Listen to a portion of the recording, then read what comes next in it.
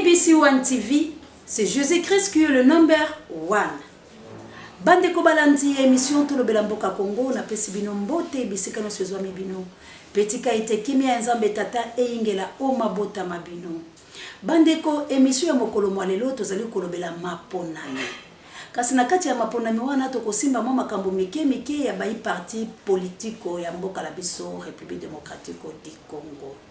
Na yango na lukaki penza lisusu na bokebi nyonso maître William atakauti vraiment na tourner na mikili ya bapaya po ete baza kokende kaka koluka lolenge nini na babisika na bango mboka ekotambola malamu nde penza na benge na lombangu akomi kaka lelo ndakiti pe lelo nde yango na lobi maître William kopimelanga penza malobate to na posa na yo kasi yambola présenter bino bo pe boyebi awa asaliki na mwa émission mi balé topé misato esengeli penza na pesa bobo meseni balandi minene ya émission tolo belamboka Congo pe ba oyo nyonso balingaka ngai na pesi mbote na bino nyonso bozali na Angola mokambi ya ba femme capable la reine Olga Lompenga pe na princesse Naima Tondomido na pesi mbote mingi na la grande dame la patronne de la ABC moto ya yambo ya ABC première dame maman Chantal ya maman pasa mbote belé kaka ndenge na yebisa kabino ki na lobi na lingaka na loba tout ce que les gens disent tout bas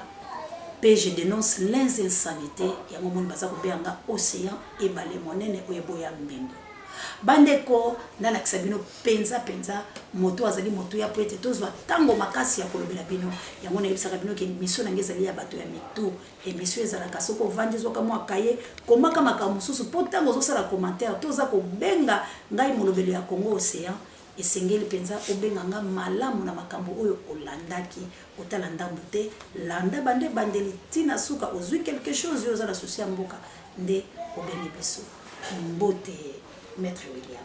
Mbote madame journaliste. Vraiment na pesi ono le boso matondo mingi ya koleka pamba te okomi kaka mokolo mwalelo opemite pe na bengi openda na lombango pe okomi vraiment merci nzambe a pambola le penza. Merci mingi parce que Moussa lesengi biso ko répondre à une obligation. Merci vraiment. Bande ko balandi ndenge na lobi na bino ke tozolo balana tina ya maponami po ete pamba te to koti na mois ya mars avril bientôt to bandi ko kende po ete maponami ya mboka Congo et salama to kolobela penza maponami na oyezo leka na mboka Kinshasa pe ya mibale to kosimba mwa makambo mike ya ba parti politique maître William na yebiki ozali étranger te ya liboso na yoki pe na tuna ona motuna na voto kota pena na mama na likambo oyo na benseli balobi nanga tu travailles avec Moïse Katumbi oyo ba congolais ba moni très pour azotambola la couleur mibale boni papa na ngai o le maître au milieu du village maltikana c'est parce que Katumbi azan de koloko biso nyonso Katumbi c'est un congolais soka sengi ke to ya pembeni na yeto kabola ko ezali mayele ndenge ni ya ko sauver Congo ko isa ko dinda na kati na mai to koluka to pesa loboko na biso pembeni mais ba oyo ba yebinga naza muto na linga kozala toujours na position na ngai soki ke bandeko ya Katumbi ba contactenga na koboya te parce que c'est un citoyen congolais mais jusque là soki ke to koloba kombo ya ndeko Katumbi parce que nous voyons qu'il y a quand même les idées où ezali concrètes on a kosunga mboka o Congo o ba bomaki et mikabosie kwa izonga na bomoi soki ba pesi bino les informations que nazo travailler na ndeko Katumbi faut que tuna batu wana na ba projet net nini o ndeko Katumbi asangisi nga pembeni na ye to abengisi nga to travailler na ye vraiment ya moto ya na ko lo baningi ndeko maître tokozona likambo wana po lelo nanu tolobela na maponami mais tokozwa opamba te ata koko kumisa Katumbi ata koko tombola elo lenge nini yango mikolo zaka kwenda futuka avion Lubumbashi avion boy avion Afrique du Sud avion Zambie c'est que tu comprends que nzungu zali Moïse Katumbi mais wana te papa na ngai William mona mboka makambo ya maponami ezali pasi tomoni ete maponami e bandi ko milengelela mais basengi $1000 na moto nyonso ali kozala candidat likambo yango ya colonel nanga na $1000 ezali kosala pasi siko soki moto lokola ngai ndenge na vanja ya kolani na postile na kozwa $1000 wapi mais nazala makanisi ya kitoko ndeko lela ya bayimboka yo lobi boni pour les cambouana et mon mboka connaît mandala $1000.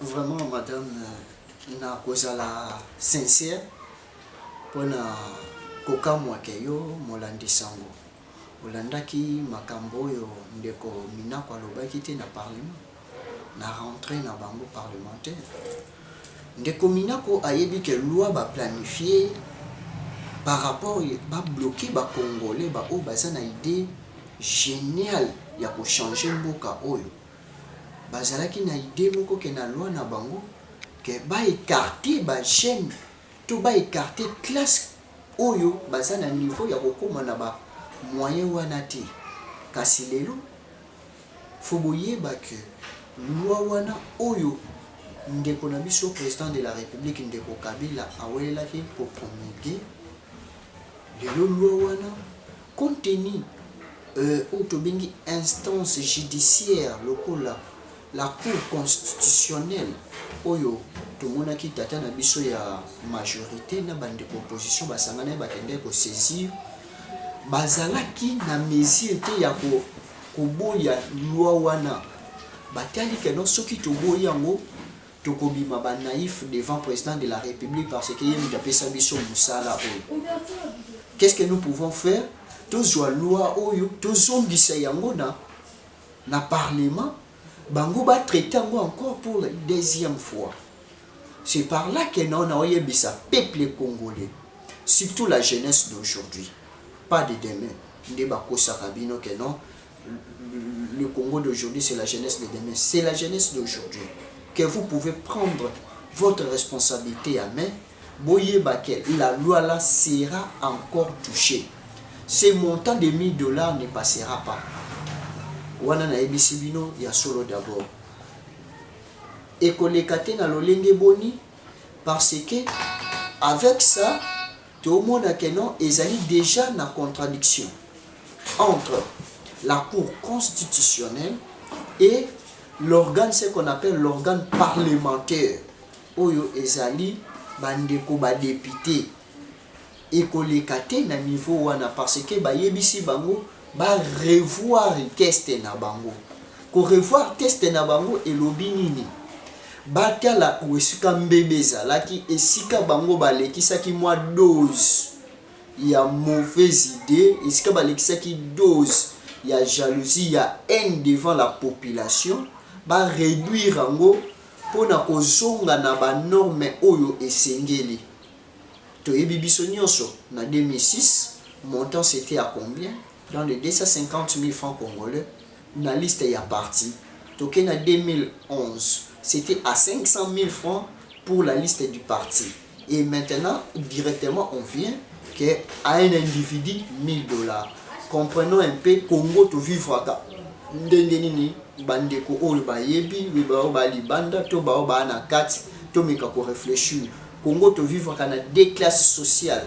Il y a la classe des riches et la classe des pauvres. Il n'y a pas une classe moyenne au Congo.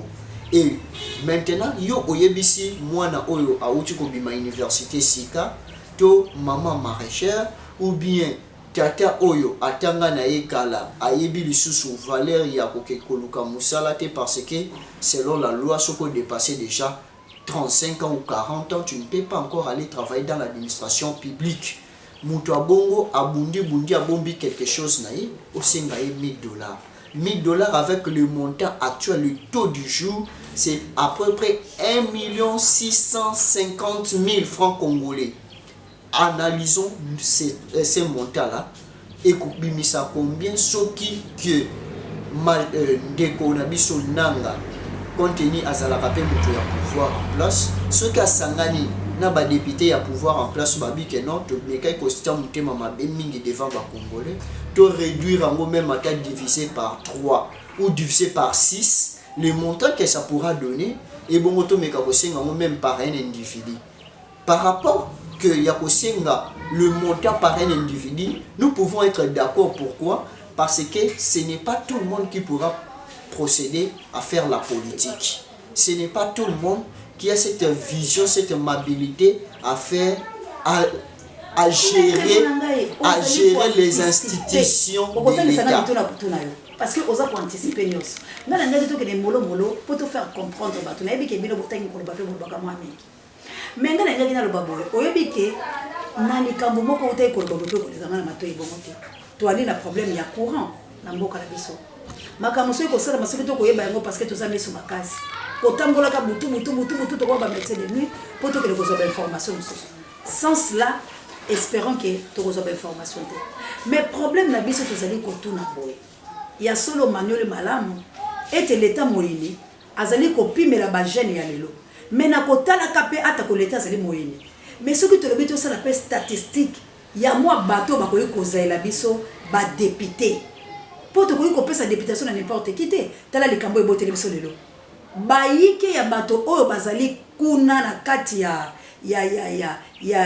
notoire kuna makambo eko sala mela biso to komona qui sont pour qui sont contre abstinence to komona bato musuba kolala ka pongi bakotanga soyi bakozoka mbongo na bango alors batie moi montant moko ya $1000 ozomona te kezali po bapesa moi classe moko na couche moko nde bango bayeba kokota po ete tozwa pe bato ya mitu ole tozwa bazoba ndenge basali échec ya mbalo na députation. Bon na koloba boye problème ezali ya bato bakota ki kunate mais problème ezali ya ba votant. D'abord moi je dois condamner les votants. Au vota ki nani okenda ki le jour là na urne ko voter nani olanda ki polo olanda ki bassin olanda ki 1000 francs 500 francs olanda ki idéologie psychologique ya mutu ou bien olanda ki l'idéologie d'un parti politique. Et là, on a photo comprendre. De deux, yami balezani. Est-ce que tant que mutuana ayaki okende ko voter arasira ki yonini? Plan d'application ou bien champ d'application na ezalaki nini oyo a convaincre ki yo okende ko voter. Parce que lelo ceux qui bozo ko mona na idée ya malam bo soutenir. Ceux qui bo moni que non là où Félix déjà appelle hein? Ceux qui bomoni que Félix azali capable de soutenir tout le monde kuna na majorité ndeko na biso créer plateforme ni na kati ya majorité c'est pour montrer que non na kati ya majorité il y a des mbeba mabe ezali ndeko la ngai mwana mboka maître William na linga ka opona boye mais tika na yebisa que maître William bokosi ezali ebele pendenge boko ko benga théâtre cela veut dire binopé beaucoup risqué tout bana ko dénoncer bino parce que oye bakangai malamu na yebisa ko ke na je dénonce les insanités je dis tout ce que les gens disent tout bas ça veut dire na bomba kalika na sel pekate na ndima ka moto bakata maintenant lo babo solo po ba pesi ngo se apambate ndima mi pambate oye bikira bera ngo se maître lelo oyo na République démocratique du Congo ata ko théâtre ko sala malelo oyebi ke président soki na ki na liste kulu ya tata mokonzi kabuya vraiment merci ta ekomi mais tolo ba mo moke po ete maître azana makambo kitoko pe oyo ezali émission oyo pona ko sunga mboka pesa biso ta mo minute mokeli bisa mo moke président de la République mona mboka Joseph Kabila na liste kulu waye avant à nommer premier ministre Bruno Tshibala si je ne trompe pas ou bien soki Bruno te ezali nani Ndeko Sami alobaki ni na lesukulu waye alobi na interpeller conscience ya ba opposant botika ko arrêter to avancer opposition bozala bo lokuta la kati na bino titi boko sala bulu yeke wana pamba te po bo arrêter makamenga na pesi bino 48 heures ce qui bossele le côté na konomé yango andomaki mona ko kasami papa na ngai est-ce que to côté la peine opposition to lo bapo to boy pe nini ba institution ezali ko likate po ko sala mosala na mala mote ya solo iyo emonani mais kasi to lo ba opposant ya solo na mokolo mwalelo ce qui est jeunesse te na sepeli na ona zai mona ndemo lobi to interpeller conscience ya jeunesse yango musala oyo fondation ezali ko sala ya éveil patriotique na zo ça tout le monde boye ça trois personnes merci Kabuya limbisanga itoko kena bisona suka kasi maître wapi opposant ya solo na République démocratique du Congo oyo soki ba ko sala théâtre te wapi opposition tanga na bango ata mibale soki bali bomoni que madame journaliste aza songi aotuna ngana pesi ba opposant ata mibale ya malamu opposant liboso ezalaka peuple congolais meilleure opposition ezalaka d'abord ya peuple ce n'est pas des individus Ce qui bobito qui n'a connaît à lire à kotanga d'individu, je vous dirais, c'est lui qui gère l'IDPS, c'est un opposant. Hein? Ce n'est pas ça. Surtout le bin de Konabiso. Maître, il y a beaucoup de tata pour que opposant est sous la zalité. Maman, c'est pas votre non, tu as dit que solo. Boyebi bien de Konabiso Bemba, c'est un opposant avec MLC. Tu as IDPS. Tu as IDPS avec Jean-Marc Kaboun et avec son adjoint Félix. Ce sont des opposants. Non, Félix, c'est adjoint, Félix, c'est président. Comme c'est. Il y a un peu de comme Malolo, il y a des personnes. Il y a bien malade. Tikatolo Babo solo parce que Batoya Moussou Baba Kenon a lobby Mabé. Président à Félix. Pour le moment, l'IDPS n'a pas un président. Ah, voilà. Jusque-là, celui qui assume la responsabilité du parti, c'est M. Jean-Marc Kaboun. C'est lui qui est le secrétaire général du parti. C'est lui qui a la responsabilité d'organiser le congrès du parti. Rien que lui. Derrière lui, c'est Félix. Donc, si Félix engage le parti, donc Azozo a autorisation et pas Jean-Marc. Papa, on va en parler parce que c'est non, on voit maintenant que Félix a signé accord. Papa, tout le ballon Makambo, mais tout le bélango. Madame Aïbisinga, Naïbisabino, opposant. Mibale. Bino population, bossa déjà liboso. Deuxième opposition, ils banane.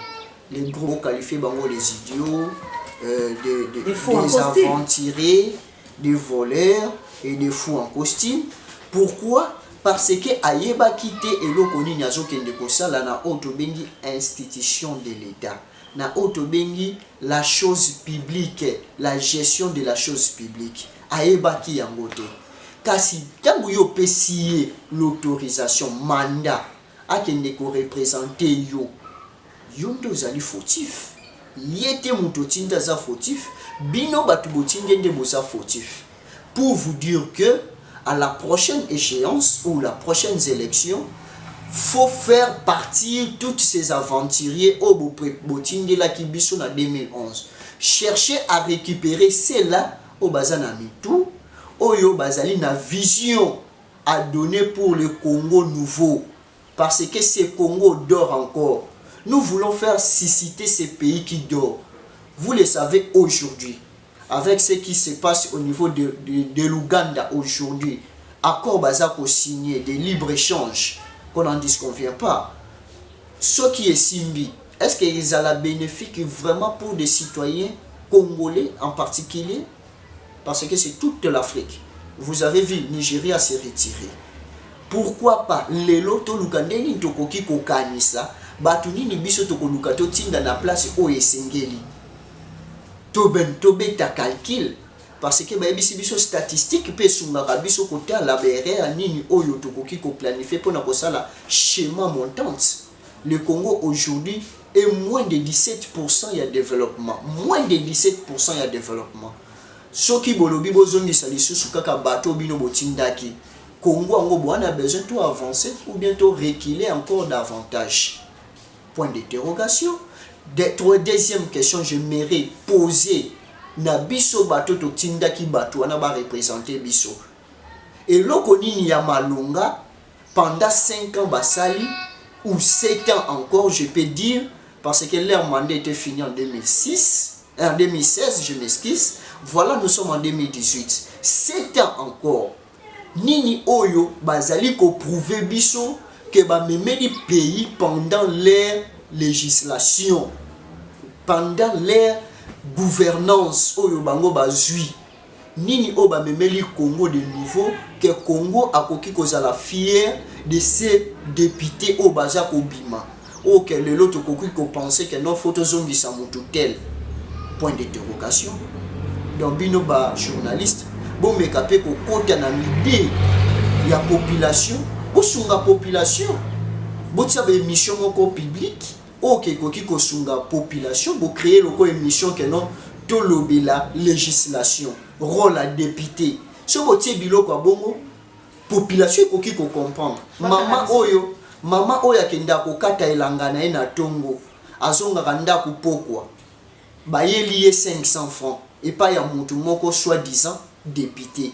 ake a voté bo condamné to ko condamné député wana maman a voté pour nanzala.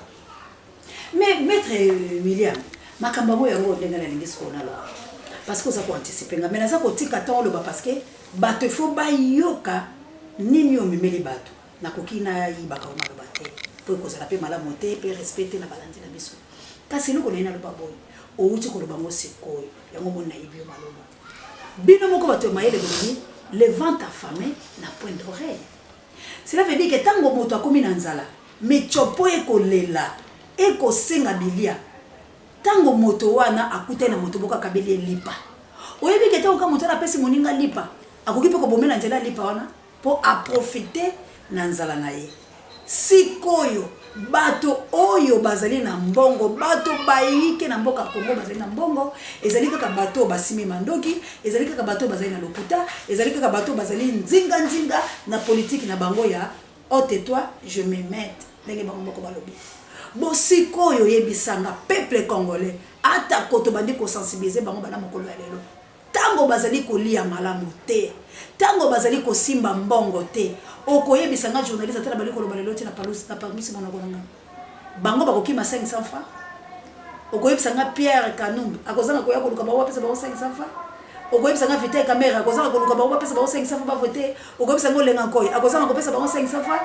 Bruno Chibala akozanga kopesa ba 500 francs okoyebisanga président de la République mona mboka Joseph Kabila akozanga kopesa ba 500 francs pour elekala bokonzi Moïse Katumbi oyo ndibeli lelo okozanga koyebisanga kopesa bato 500 francs te ezala Félix ezala mama Bazaiba ezala batutu wana ba ko utiliser ba moyen na bango bazali na yango pour être population et voter bango population azala nzala akoto na cahier de charge te maître toi qui es population oui mais population za souffrant na lobela bango ta ponga mobile mboka Congo mais bino bato ya mayele ya Congo lelo oyo maponami ekomi pene stratégie nini bitumba nini obozali kobunda pour être balongola $1000 pour être ça la ba jeune lokola babino boy tozala peka to soutenir bino lokola bangai boy lokola bakabuya lokola ba Jerimbulu lokola bato bazebe na mayele na bango oyo peto ko kozala pe balobeli ekolo Congo pourquoi pas tout postuler la présidence de la République et ça poisonté parce que balobi ba femme bazali émancipé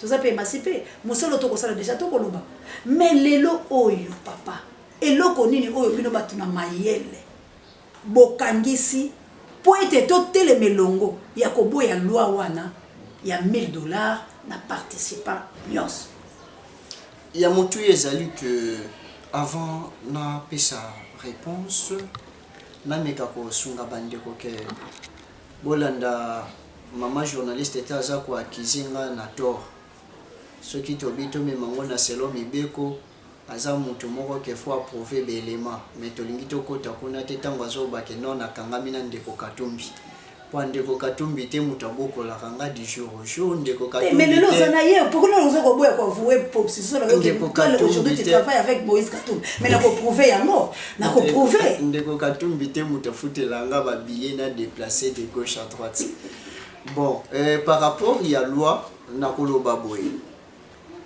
biso nyonso to sangana lokwa liboke moko boyebi soki mutabeta katu na kinkole kote baliaka maboke omona babaka liboke ya ngulu bazwi bakati misuni basangisa ngo na liboke de komi eloko moko tokosenga biso nyonso tozwa conscience to interpeller bato yo totindaki kuna na parlement soi-disant des députés parce que nayebi ya mayele bazakuna je connais très bien comme Délice Sanga je le salue en passant.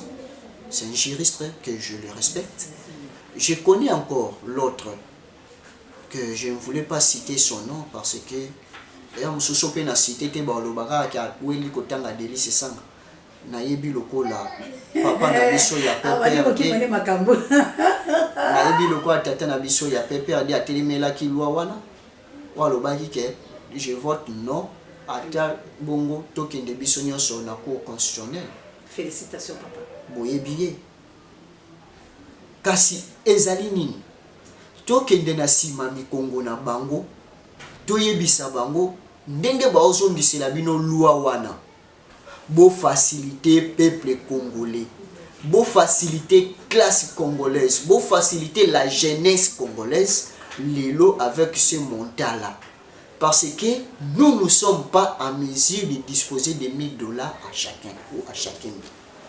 D'aider, tokende tomona mutu lokola Aubin Minaku. Parce que mutu a simbi politique actuelle ya pays c'est Aubin Minaku. Mutu o azali blocage ya ba loi nyonso na pays o c'est Aubin Minaku. Je l'accuse pas mais je dis la vérité. Je vais vous démontrer ce que mutu a besoin à Koutananga par rapport à des éléments dans Zoloba. La politique d'un État marche à la complicité d'un dirigeant d'une institution publique. Quelle est cette institution? L'institution, c'est le Parlement. Qui est le président? C'est Aubin Minaku. C'est lui qui gère la politique. C'est lui qui gère cette politique. Parce que ce que Aubin Minaku a qui moutamalam, alinga qui peuple congolais, a pour faciliter le jour il y a vote il y a loi wana compte tenu ba député et opposition basala qui na kati ya salte a koboya première wana salema. Mais na mayele oyo ya mabe ya ndeko na biso Aubin a facilité qui première que letina souka. Combien de votants? 351 votants. On a ça dans la tête. Combien qui avaient voté cette loi? Point d'interrogation. Qui avait refusé? Tebi biso nyonso muta boya ki loi wana. Muta majorité mais toyebi.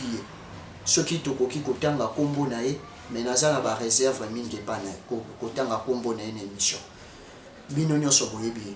Amemi loi wana pona la Aubin Minaku que non, tu es juriste mais tu n'as pas respecté le principe. Il y a oyo ba bengi, il y a fondamental du constitutionnel. Ayebisie que non, net yo o appliqué dictature, nga na o memo na instance oyo ekoki ko faciliter compréhension ya test oyo. To mona ki biso nyonso sangana ki na bande ko opposition ba ke na cour constitutionnel. To yebiye. Kasi ezala te esuka na niveau na bango. Biso moko to se mobiliser to telema parce que bango ba créer ki théâtre na bango. Wana ezalaki pièce bango basalaki. Maintenant babi deuxième pièce ezali ya théâtre yango. Deuxième pièce ezali ni loi wana ezongela bango na parlement. Biso to se mobiliser to kende to telemela yango to yebisa bango ba respecter la loi électorale il y a 2011. Vaut mieux to kende na loi électorale il y a 2011 que la loi électorale oyo ezali komema mboka na bambeba. Bambeba ngo ezali nini? Bino bosa komona makambo ekomi na niveau ya est. Toloba lisusu te parce que to ute omona théâtre ba créer ki kamwe na sapo. Siko ba créer mususu lisusu. Oyo ke non ekoki kozala lokola blocage pour une élection. To telemela yango. To lamuka. Surtout la jeunesse. La jeunesse place na bino ezali. Na politique ya mboko ezaka kate de vieux là qui vont nous gérer parce que politique na bango eza politique alcaïque, politique na bango ezali politique sanguinaire. Biso to yana auto za nango ya sika de nouveau. Bo soutenir ba obo moni ke bazali capable à soutenir. Je ne voulais pas to kende na débat comme ndenge madame journaliste abande ko memanga. Oui, to moni na ngambu ya auto bengi MLC na ba nini na e basangana ki e pa bazaiba. Siko bolingi na tanga liso neti nani. Bolingi na lobaka le véritable opposant lokola Katumbi Chapo. Malamboka. Ndio madame abande kozela parce que il y a bolingo so bandozi akala lobaka non l'opposant maintenant favorable au ya majorité comme ko banga nde Katumbi Chapo. Parce que misusu bomo na bango lisu opposant donc bokomi ka mutu nyoso akomi ala la muki Katumbi. Donc Congo est comme nango ya Katumbi. Donc mutunyo sa comme katumbiste. Ah, et le mot il dépasse, c'est ce qu'ils disent. Parce que to komi komona ka partout Katumbi. Et aloko la bande ko nanga majorité na ute ko lande mission moko na boy kotanga. Mutu depuis bandaki ka Katumbi. Ti émission si yé ka Katumbi. Donc Katumbi a kotie na makila. Donc ça veut dire bango mo déjà ba komi ko ça la campagne ya Katumbi sans le savoir. Tous on a 3 sortes de campagne pendant les élections. Yango to moni bata majorité va commencer la Katumbi. Des campagnes populaires. campagne idéologique mais des campagnes populaires bozo finga mais bozo pese kasi o ezali ya mutuya to ebike tozolo bela o ezali élection toza ko senga conscience ya mutu nyonso to comprendre o to bengi élection to landa théâtre ya ndeko nanga te to fungwa mamisu to ebake date ya le 23 ça ne peut pas nous passer, ça ne peut pas nous dépasser. Le 23 décembre ça va rester gravé psychologiquement dans notre cœur. Si la tête est bombi motema pe bomba date wana to kokende na élection. Ça ne sera pas les élections avec des machines à voter, des machines à voler, des machines à tricher. Ça sera des élections avec des bulletins papier qui étaient planifiés par la loi électorale de 2011 sur l'article 137 et 237 bis. Oyo lelo est commis article 47 il y a loi nouveau. Tandis que cet article nous dit ceci, les organisations des élections, l'organisation des élections ezali à bulletin ouvert en papier. Ce qui ne déconnanga à na politique na ye a préparé qui non fona nginda na vie nanga na lia na sima moto kia ba congolais akata politique wana. L'hémorragie des dirigeants africains tue le développement de l'Afrique. Des alliés livres toujours comment. On a commis déjà dans le 3e chapitre. On a préparé pour ça. Bah, on a kamba Afrique. Lelo que hémorragie na bango ya reine du pouvoir continuel. Et ça continue na bango na mabe.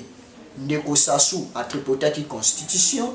Ya Rwanda a tripotaki constitution. Ya Uganda a tripoté. Tomoni oyo ya Zimbabwe atako tripoté souka na ye akei. Ya Afrique du Sud souka na ye akei. Lelo ya Congo pe etikali muke akende. Ya Congo wapi point d'interrogation parce que toyebike mabe eleki mingi.